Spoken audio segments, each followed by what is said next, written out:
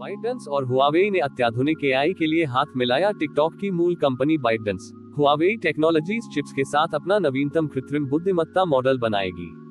Reuters के अनुसार यह उन्नत एआई चिप निर्यात पर अमेरिकी प्रतिबंधों के कारण है, जिसके कारण बाइटडेंस को घरेलू आपूर्तिकर्ताओं को चुनना पड़ा है।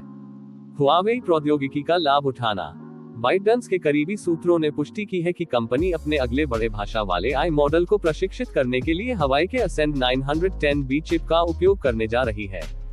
बाइटडेंस अपने सामने आने वाली आपूर्ति श्रृंखला चुनौतियों और उभरते बाजार की मांगों के कारण अपनी रणनीति बदल रही है। कंपनी पहले से ही कम कंप्यूटेशनल रूप से गहन कार्यभार के लिए असेंड 910B का उपयोग कर रही है।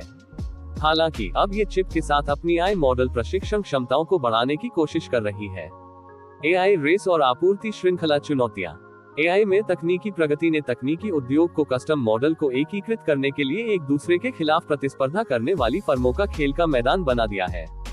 इसलिए बाइटडेंस की नवीनतम घोषणा इस तरह के परिदृश्य में जमीन नहीं खोने में कंपनी की रुचि को दर्शाती है।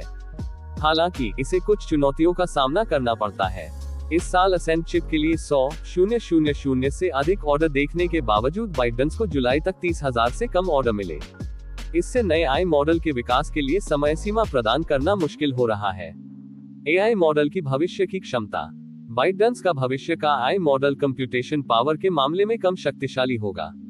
हालांकि बेहतर आई पेशकश के लिए टेक दिग्गज हुआवेई की तकनीक पर निर्भर है।